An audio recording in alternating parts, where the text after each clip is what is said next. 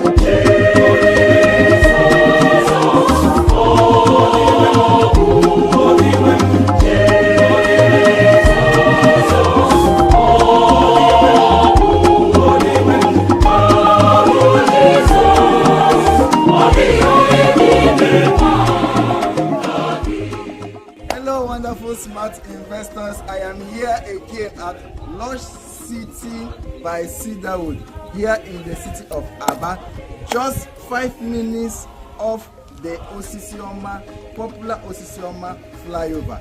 You can be this. Let me show you now. This particular estate is just behind the Abia Polytechnic permanent site.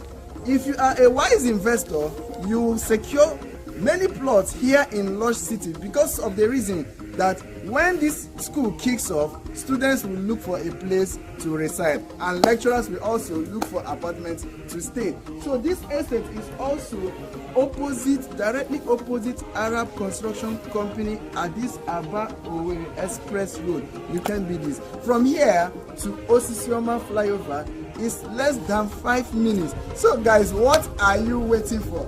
This estate is goes for just 4.5 million naira. This is a promo price, but I bet you'll be wowed because in a few weeks we are going to take this estate back to its main price, which is 6 million naira. Why not get a plot right now that is 4.5 million naira? As you can see, this is a wonderful, magnificent estate gatehouse.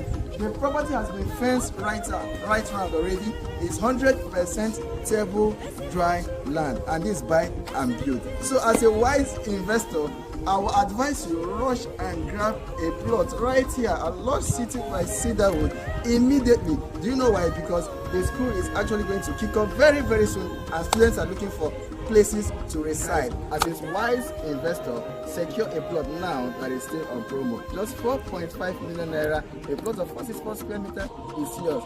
The gate is already fenced, and this is a gatehouse, and it has been plot demarcated. We give instant allocation immediately after your payment. So guys, so what are you waiting for? Hit me now. Let's close this video.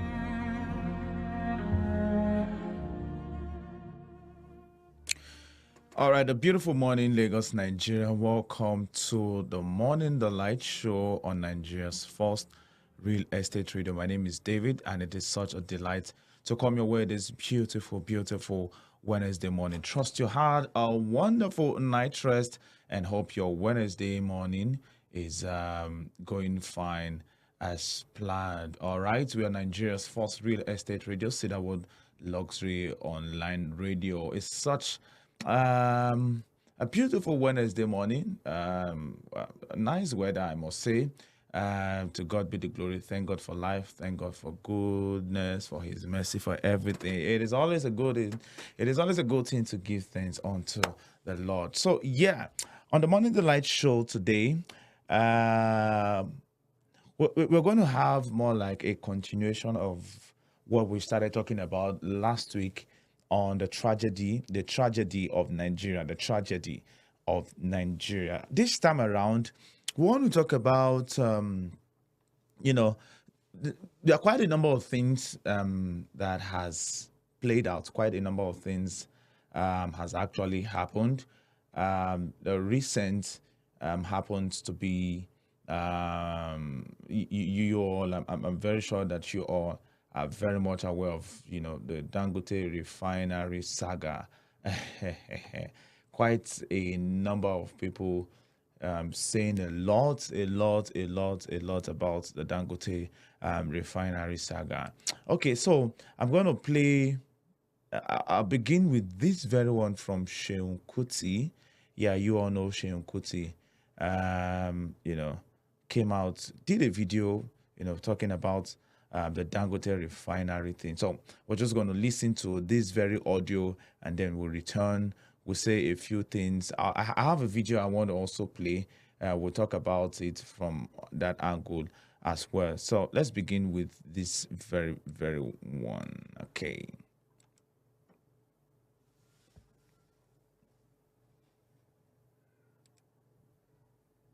When they don't bow and finish, you know how much federal government put for that refinery. They give 22 billion. I did a live. Then I buy all Nigeria textile mill. What happened to all the mills? They could just come outside. When they don't bow and finish, you know how much federal government put for that refinery. They give 22 billion. I did a live. The day they announced that they give Dangote 2 billion for 20% of that refinery. Government gave Dangote $2 billion for just 20% of that refinery. That refinery is 680,000 barrels per day capacity and fertilizer. That same day, Sinclair Oil for America. I mean, that's the name of the company. I think Sinclair or something. I can check later. They sold the same size of refinery with rail tracks, with trains, with the same fertilizer, everything, giant refinery, just like Dangote. The entire thing, they sold it for $2 billion. The entire thing in America was sold. America, where workers earn more, where things are more expensive than Nigeria. They sold that same size of refinery that day for $2 billion. Federal government buy 20% of Dangote on just 20% for the same $2 billion. This Dangote has the audacity to come outside today and say, one government, they sabotage. I said, in the last 5 years, has the government of Nigeria spent $2 billion on Nigerian education for all of us, to educate all our children? We don't see $2 billion. $2 billion is over 300 billion naira.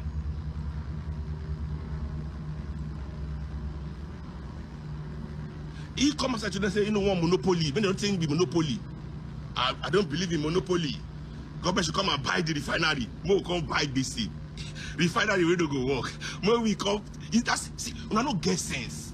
See now, due to una, they don't use their influencers. So they don't come outside. Hey, government won't kill Dangote. All of them don't. Government now. Now not gonna say that the plan between him and the government, he don't do the first step now. So government now to look like say government is proactive. Government will come buy the refinery. Abi now because the government do well. Abi later the base will now fall on Nigeria head. Dua. Abi Abi. Why? It was said that okay. The question to ask is this: if the refinery they work, is it our now we go collect the profit? Is the profit going to go to Nigerians? Is the profit of the refinery is it a national business? This is Dangote's personal. Now he choose say he won't enter that business. No gun to his head. Nobody tie him. He say I'm business. They say capitalism. Business is win or lose. It's either you do the business well and you gain.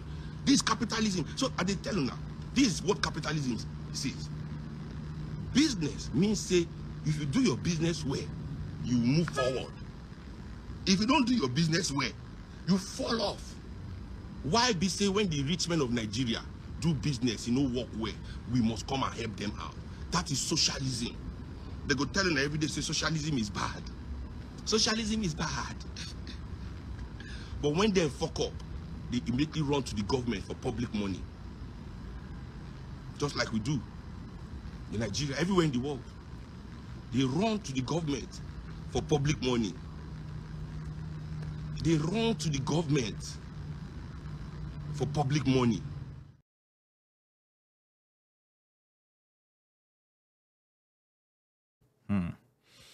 Wow. Well, it's okay. But my question, let's bring it down to, let's bring it back home. All right. Yeah. My question is to every one of you watching me right now, do you think Dangote is being sabotaged? In your own opinion, do you think Dangote is being sabotaged? Now, there is a response from Boa as regarding an allegation. I'm trying. It's quite lengthy, but I'm going to try to read a few of that particular comment, and also another response from a Dr. Mark Bagbeola, something like that. But then before then, I came across a video. Remember, we are talking about the tragedy of Nigeria, the tragedy of Nigeria. This is a conversation we started last week. Now you might have to go to the last week's. I'll plead that you go to last week's edition of the Morning Delight and watch that session, and then come back to this very one. All right. Now, the tragedy of Nigeria is what we're talking about. The tragedy of Nigeria. That word keeps giving me tongue twist. Let's quickly take one very video from former president of Nigeria, Ebele Goodluck Jonathan, and he said something in this very video that I want us to watch right now. Go backward. We must move forward. And I said that when you talk about change, the only thing that can bring a lasting change in this country is implementation of the national conference that all Nigerians gathered to come up with a document and say that if we begin to do things this way, we will change this country for better. These people who are talking about change refuse to participate. They say they will not implement it. So what change are they bringing? Every time you listen to them, you see the bitterness in their hearts. Bitter, anger, as if somebody has taken their property. Venom. And I said that, look, you cannot give what you don't have. If you don't have a peaceful heart, a friendly heart, you cannot bring peace to people. For you to bring peace, you must be somebody who can forgive. Somebody who brings peace. It's not somebody who will ask people to go and kill that will bring peace. It will bring crisis to us. Especially now that society is so sophisticated and small, light arms and small weapons are all over the place. You set this country ablaze. And we will not go back to those primitive days. This country must move forward.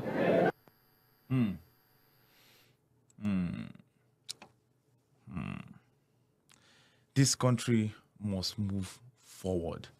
Now, I just to tilt a bit, I was supposed to start up with this very video and then come to the Dangote refinery thing. But then, yeah, it's still the same thing. Yeah, we are still talking about the tragedy. All right, the tragedy. Oh my goodness, the tragedy of Nigeria. The tragedy of Nigeria. Now, remember the first question I asked you. In your own opinion, I'd love to hear from you via the comment section, either live on Facebook or YouTube, and also via our WhatsApp number. Let's talk. Let's talk. Do you think Dangote is being sabotaged? Now, I played an audio. It's a video, but for some reason I'm unable to display the video. But I played the audio from Seun Kuti, talking about the fact that Dangote's business, or Dangote coming out to cry or lament, has no reason for doing that, because he has benefited a lot and all that. He's not being sabotaged, and you heard what I played earlier, and that is why I asked the question: do you think Dangote or Dangote refinery, because it's about the refinery now, do you think it's been sabotaged? Do you think it's been sabotaged? That's the first question. Now, the second question on the Morning Delight Show this beautiful Wednesday morning. Jonathan warns against intimidation. That is the 2015. That's a video from 2015. Now, he said something that some people are coming to cry, change, change, change, change, change. And if you remember, a national conference was held. A national confab was held. And, from that very event, an agreement was made. People came together from different walks of life, from different regions of the country, and, some sort of discussion and arrangement or agreement was made. And according to the video I played, let's implement some of these things and see the country move forward. If you are claiming change, why then are you refusing to implement or to bring about implementation of what was discussed during the national confab? During the time of Goodluck Ebele Jonathan. Why are we not implementing it? And that brings me to my second question. From that national confab, Do you think Nigeria will be better today?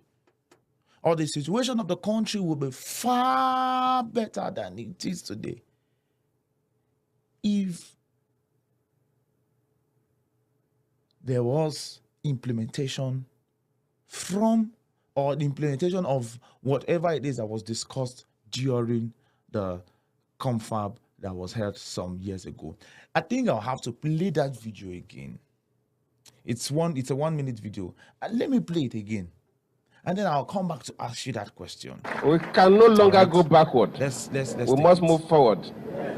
And I said that when you talk about change, the only thing that can bring a lasting change in this country is the implementation of the national conference that all Nigerians gathered to come up with a document and say that if we begin to do things this way, we will change this country for better. These people who are talking about change refuse to participate. They say they will not implement it. So what change are they bringing? Every time you listen to them, you see the bitterness in their hearts.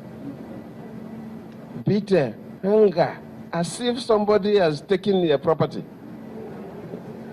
Venom. And I said that, look, you cannot give what you don't have. If you don't have a peaceful heart, a friendly heart, you cannot bring peace to people. For you to bring peace, you must be somebody who can forgive. Somebody who brings peace. It's not somebody who will ask people to go and kill that will bring peace. It will bring crisis to us. Especially now that society is so sophisticated and small, light arms and small weapons are all over the place. You set this country ablaze. And we will not go back to those primitive days. This country must move forward.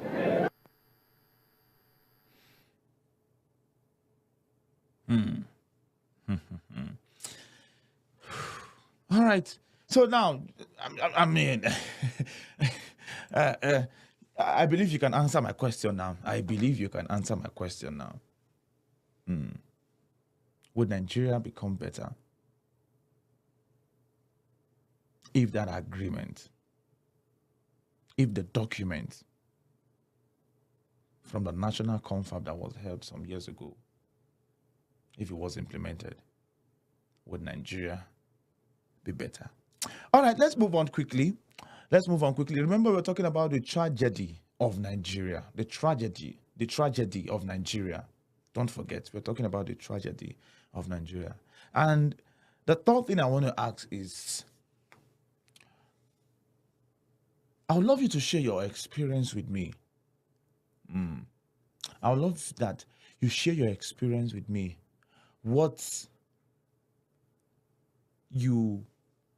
say, what have you passed through? What have you experienced as a result of some of the wrongs? Let's say, as a result of wrong government policy.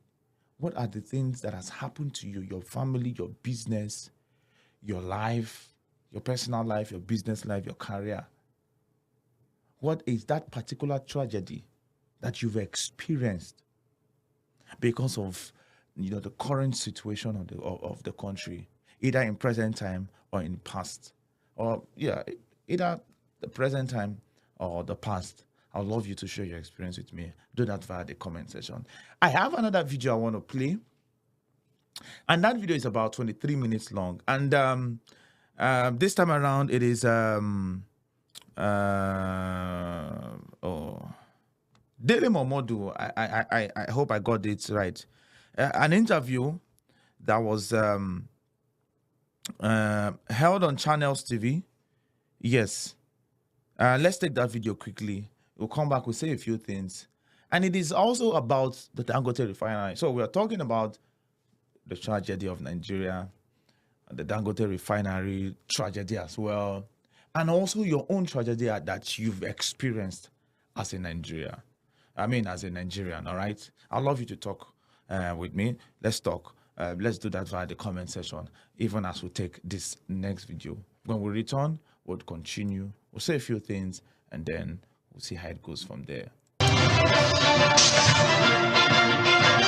let's tell you what happened today in the Senate. The Senate President, Godswill Akpabio, has raised an alarm over the persistent economic sabotage which has undermined investor confidence in the petroleum sector. He was declaring at the Senate that the Senate must identify and hold those accountable for the criminal acts. Senator Akpabio made the declaration today during the inauguration of the Senate ad hoc committee to investigate alleged sabotage in the sector. At the inauguration, the Senate President said that it is not merely an investigation but a rescue mission for the nation. It is a matter of national security and sovereignty if left unchecked and could cripple the economy for generations to come.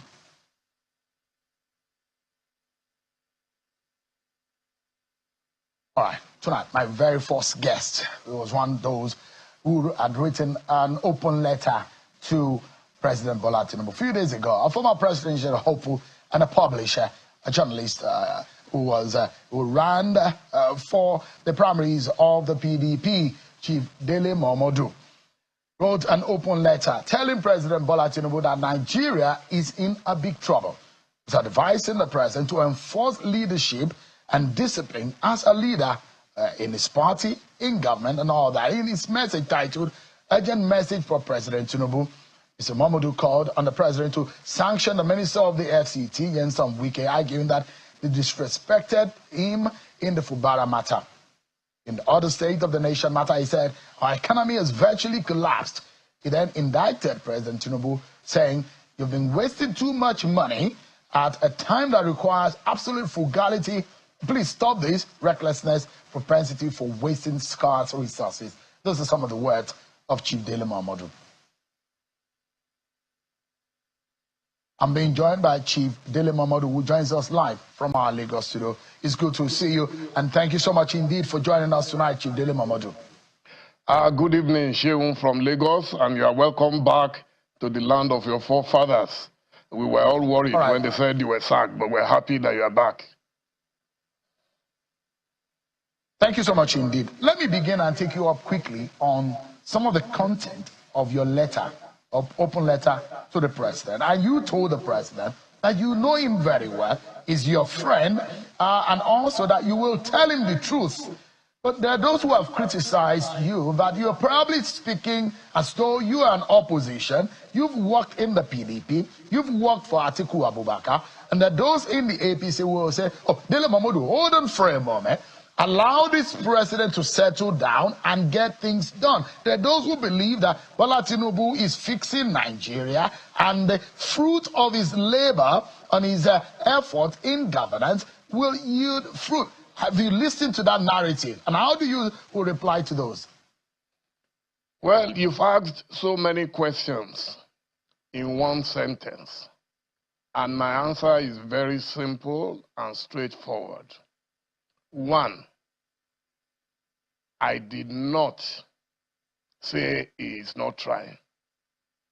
But what I'm suggesting is that there are some urgent steps I expected him to take, and those steps have not been taken. Those who say, oh, I should allow him to settle down. I've been in politics, analyzing politics in Nigeria since 1982, 42 years. And I can tell you that more often than not, the beginning always determines the end in Nigerian politics. I have no doubt in my mind that this government is not ready, and I will give you my reasons. But before I do that, let me tell you that one of the reasons it took me about a year plus to write this letter was that I listened to different people. There were people who called me directly. Some people called my family, say, oh, Tinubu is your friend. You were together in exile, and I appreciate all those sentiments.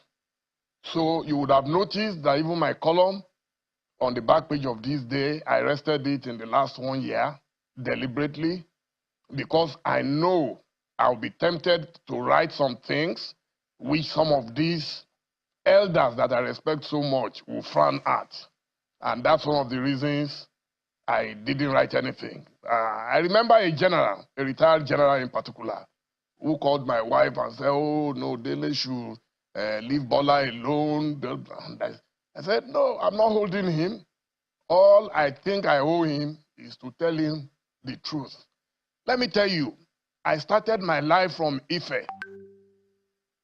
From reading Professor Wole Soyinka, you can see the book does not even have a cover. I bought this book in 1978 on 24th June. The man dies in all who keeps silent in the face of tyranny. So I have seen that this government would wish, if possible, to have a one-party state. So, but why did we go to exile? Why did people die for democracy? If at the end of the day, we're not going to practice democracy, is it not hypocritical of me and the rest of us if we don't speak truth to our friend, which we were able to speak to Obasanjo, we were able to speak to Yar'Adua, we were able to speak to Jonathan, we were able to speak to Buhari. Even Buhari, who left power as an APC president, APC is attacking him today. So why should opposition logically not be able to speak truth to the APC ruling government? So that is where we are. And what did I say to him? That Nigeria is heading, one, in the wrong direction, heading into trouble. I saw what happened and still happening in Kenya. Oh, it's our leaders in their moment of giddiness will say, oh, it cannot happen here because we apply ethnic coloration. We have a Yoruba president, whether we like it or not, he must do his 8 years. It's enough that he's fighting. It's the obedience. I mean, all these things we've heard before. It does not help a nation. So I expect the president to do the following. One, cut the waste. It is too much. It is gargantuan. I remember Chief M. Abiola used to say that there is enough for the need of every Nigerian, but there is not enough for the greed of some Nigerians. Nigeria, God has given Nigeria everything that we need to survive, and not just to survive, but to make progress. But unfortunately, some politicians are not ready. They are not prepared to downgrade their lifestyle.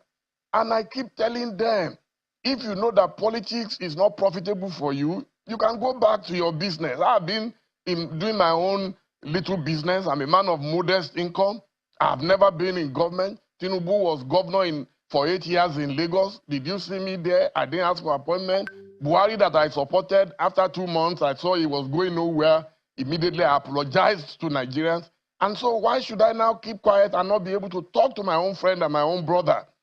If some people say, oh, but you could have requested for an appointment to see him. I said, no, I will not allow myself to be blackmailed by busybodies who are waiting. Dele will soon go to Aso Rock to go and beg for appointment. And that's the cheap blackmail that we all get in Nigeria.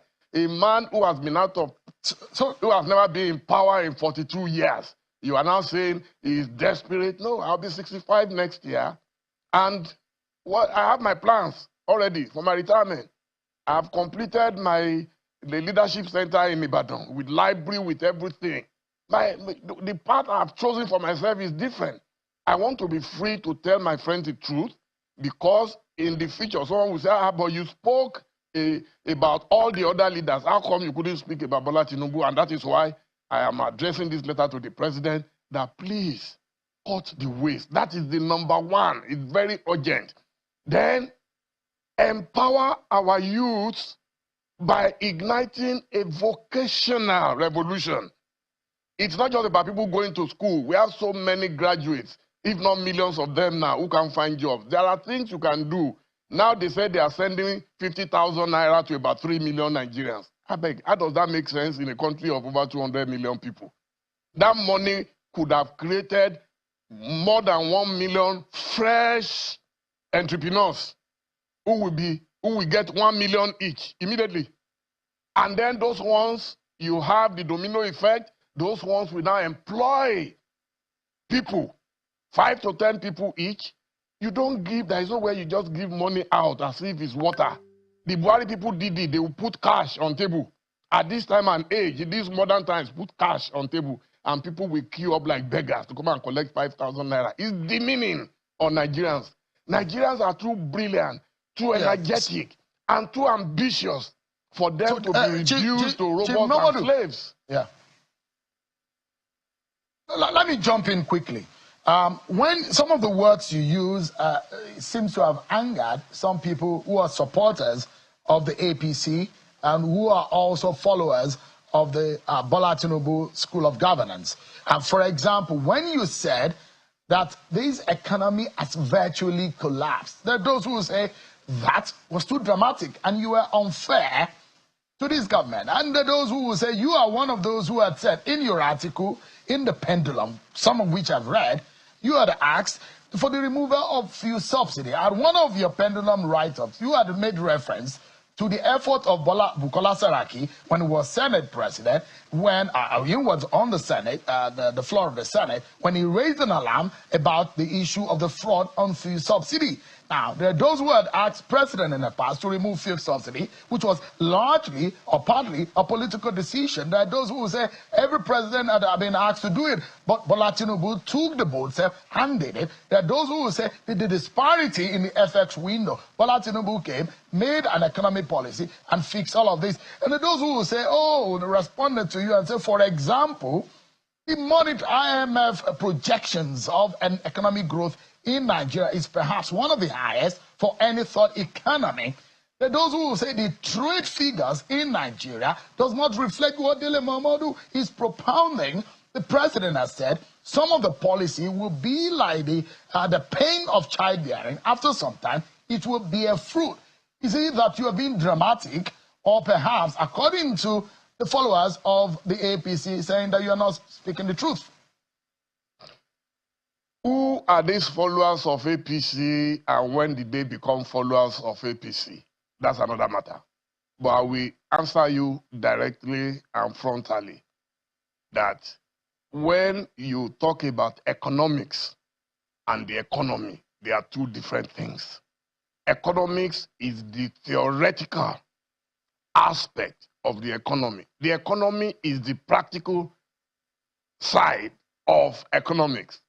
No matter the highfalutin theories you bring from IMF, from World Bank, as long as it does not reflect on the lives of Nigerians, you are just blowing grammar.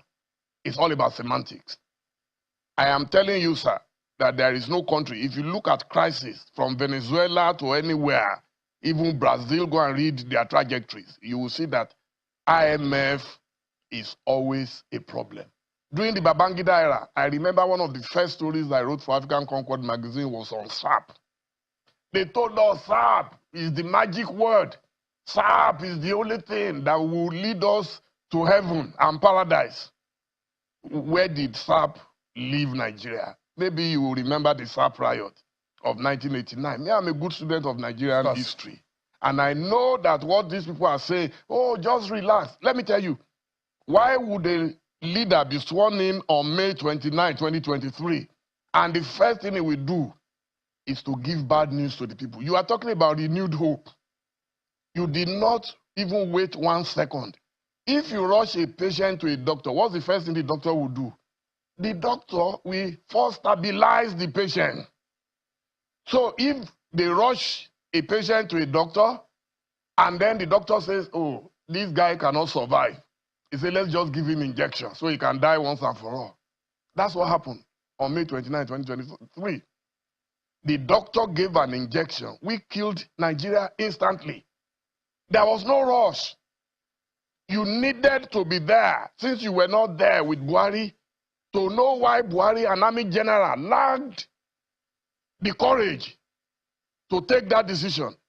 But because our man was goaded into believing that because you are Bola Tinubu, you can do anything and nothing will happen. Show courage, show muscle. That's what led us to this crisis. We have not recovered. Just one injection, Nigeria went into coma.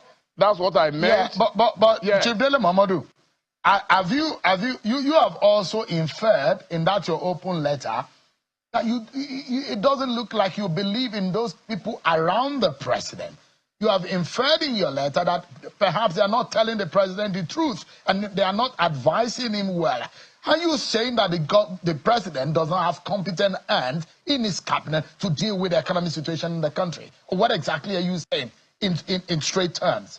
I am someone who believes in star-studded cabinets. If you ask me today, President Ibrahim Babangida, minus the June 12 annulment, he had one of the best cabinets in Nigeria, and he tried his best.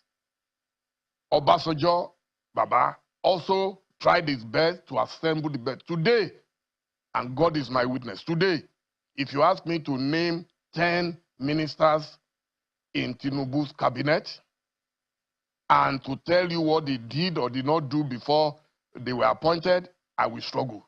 That is the truth. And ask an average person. And I don't consider myself average not to. Look, what we have today is that someone transferred the Lagos template to Abuja. And that's why we're failing. Nigeria parades some of the greatest human beings on planet Earth. I've traveled a bit.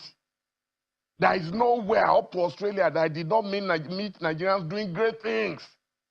Where are those people?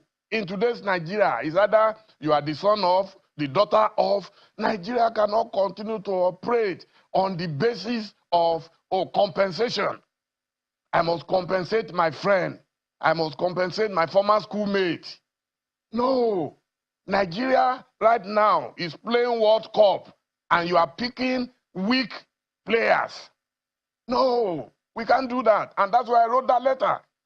A lot of the people around there now, their lives totally depend on Tinubu. They cannot tell him the truth. I know what a lot of them say behind when they see us that, we can't talk, if we talk, that is the truth. And I'm one of the people he knows. Right from when we were in exile, when he was governor for 8 years, I would tell him, I will write letters. And I'm a letter writer anyway. I write letters all the time. I wrote to President Obasanjo, I wrote to Buhari, I wrote to all of them, Jonathan. And that is why I'm also writing to a man that I know we've come way back. If he's watching, he knows that I always tell him. Chief Mamadou, you have proffered some solutions just before when you're premising your stance about what his government is doing.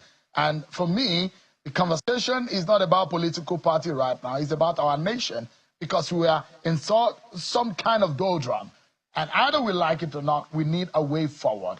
If there is one thing that this president needs to do right now to really get this nation working, because we are the giant of Africa, we cannot be behaving like dwarfs and behaving as though we do not have the capacity in our potential as a people.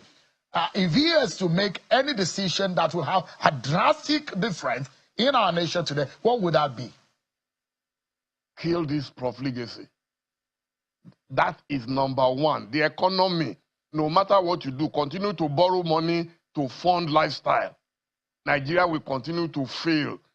So the president must make that personal choice and personal sacrifice by calling his people to order and making himself a scapegoat. If I were in his shoes, that's the first thing I will do to make sure. Look at this issue of presidential jet. People shouted against it, they didn't listen. Yacht, people shouted against it, they didn't listen. Building of houses for Mr. President or Vice President, they did not listen.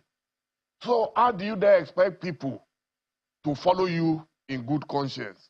They said the man on whose behalf you are fasting should not be seen eating lunch. That's the way the Yoruba say it. So you want Nigerians to fast and because of you to succeed, and yet the biggest beneficiary of that success, people are seeing you enjoying life. You are not even ready to compromise your own personal lifestyle. Then people are not going to follow you. The key element of leadership is trust. Once people trust you, when the disciples of Jesus trusted him, he told them to come. You will float on water. They will believe him because they can see him himself floating. So it shouldn't be a case of do as I say and not as I do. And that is why I am saying in that letter that the greatest thing you can do for Nigeria is to make that personal sacrifice. Sell off all this presidential jet. Before you became president, God blessed you. you had your own private jet. You can go back to it. If your entourage needs to come with you, call Air Peace or any airline that has good planes in Nigeria, and they will supply. You will pay. The money remains in Nigeria. That's the way it should be done. So if the Pope is going somewhere there now, are those who will say, okay, yeah. There are those who will say, show me one country that does that, where their leader fly private jet. Those who will make the assertion or the debate that it's is a national security matter. But Chief Dele Momodu, before you go, I'd like you to touch on the issue of the Dangote refinery and some of the controversy that has arisen in that regard. It's becoming messy by the day, and some of the utterances and the response gotten from Mr. Aliko Dangote is looking that there is an effect directly on the private sector, on the petroleum sector. And you heard when he was speaking with the federal lawmakers, when they visited the facility in Lagos, something is amiss here. Are you able to decipher what exactly is going wrong? well, again, social media is awash and abuzz with the issue of this Dangote refinery. And instead of me rehashing what people are saying, let me just tell you my own solution. Mr. President, in this season of anomy in Nigeria, needs all the friends he can get in the private sector. Nobody should feel victimized. I saw the frustration in Dangote's voice when I was watching him on television. His hair has grown gray all of a sudden, almost looking like Wole Soyinka. And it's almost looking like it's a crime to be an investor in Nigeria. And I saw the reports in the Financial Times, in Bloomberg, and all of them. It will not help Nigeria. No matter what anybody has, I don't know who has grudges to bear with him, they should call him into a bedroom. If it is money, they should talk to him.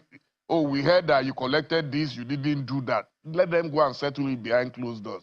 We cannot afford to wash this dirty linen in public. It's going to boomerang on all of us. And that's my attitude.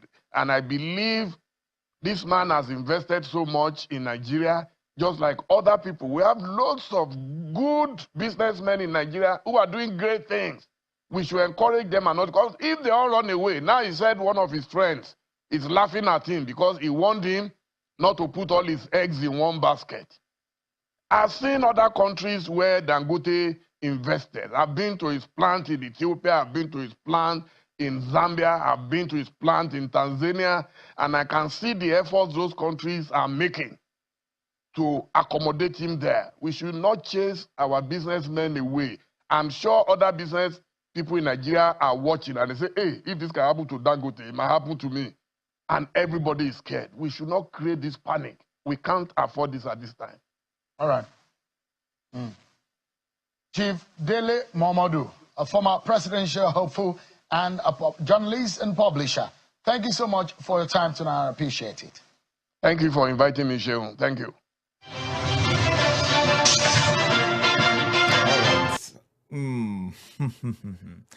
Yeah, we've heard. I don't know why I keep laughing. I don't know why. I don't even know the reason why. I don't know the reason why I'm laughing. But yeah, so we've heard everything that has been said for that 20 minutes, and I'm very, very much aware. I'm very, very much. I hope you all are. You all are, have heard everything that has been said from the very first video to the other video, and then everything. Remember, we're talking about the tragedy of Nigeria, the tragedy of Nigeria. Now, I have a comment I quickly want to read out. Now, according to what I'm able to get, someone sent this very one. This is what, I'm just going to read the very first comment. I tried to Google search the other comment, but I couldn't get it. And that's why, so I don't want to bring anything that is not really, legit. Now, it seems from what I was able to read, there was some sort of allegation on Boa, and then Boa actually came out to debunk that very allegation. Now I'm going to read it out. Please permit me to mute this call. So, yeah, so I'm going to read this very response from Boa.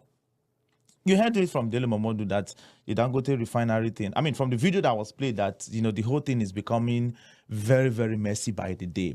Now, Boa response to Dangote: it's with a profound sense of responsibility and a heavy heart that we address the claims and very cheap attempt at blackmail levied against Boa by Aliko Dangote in a recent 7-page editorial following months of sponsored campaigns of calumny against us using third-party platforms. To put things in perspective, it's imperative to revisit history, a history not rivalry, but of resilience, not of enmity, but of endurance. In August 1991, a young Boa was doing its commodities trading business just as Nigeria faced a scarcity of sugar. Sugar was scarce.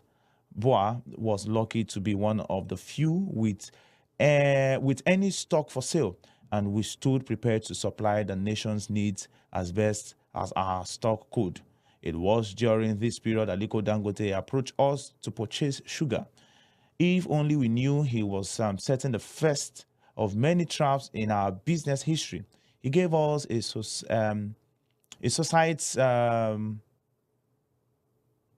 Societe Bank of Nigeria check, which bounced upon presentation to the bank. That's on bank on known to us. This was a rouse that would lead to a court sanction freeze of our assets orchestrated by Dangote. For 3 agonizing months, our accounts were garnished, warehouses shuttered, and our spirits tested. Yet, from the ashes of deceit, Boa survived the attached court order.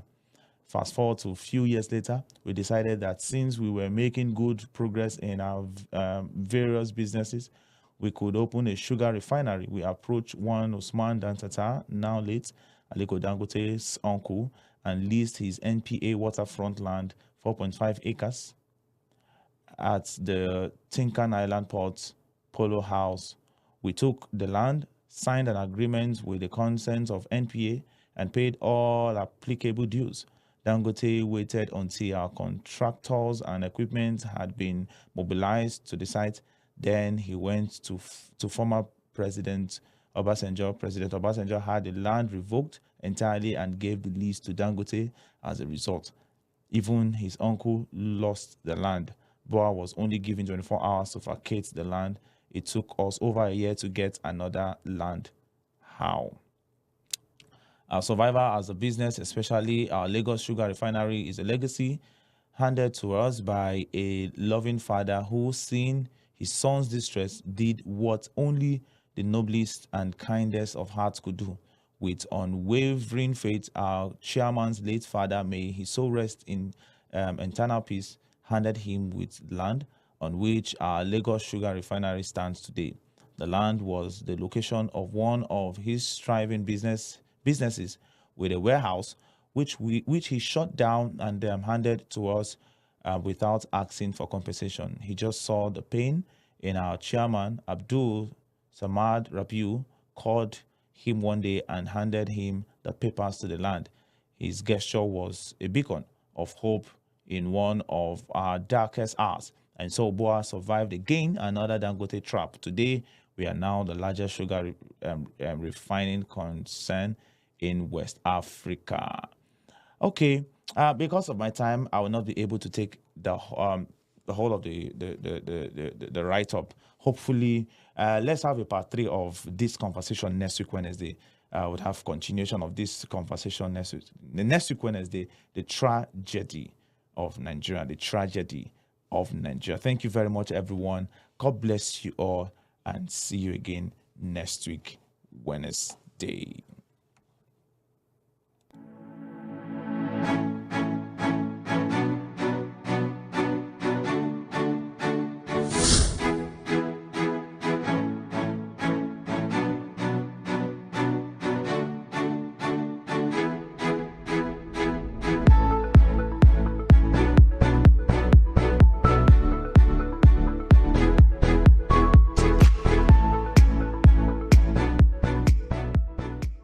One of the beauties of real estate is its development, and we're glad that that is currently happening at Billionaires Island by Cedarwood Phase 3, located at Edo-Ogwashi here in the city of Asaba.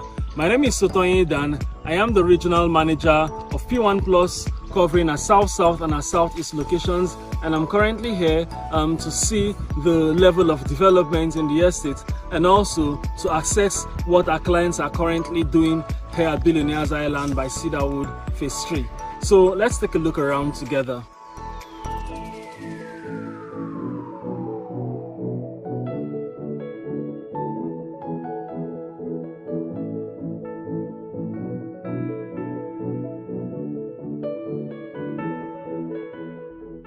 My name is Nnamdi Ozoa. My brother is one of the people that acquired land here. So by the grace of God, we have started the construction. It's a duplex. By the grace of God, in the next 2 months, it will be all completed. I'm happy with everything about the P1. They are very, very straightforward. Whatever they have told us, that's what we have seen.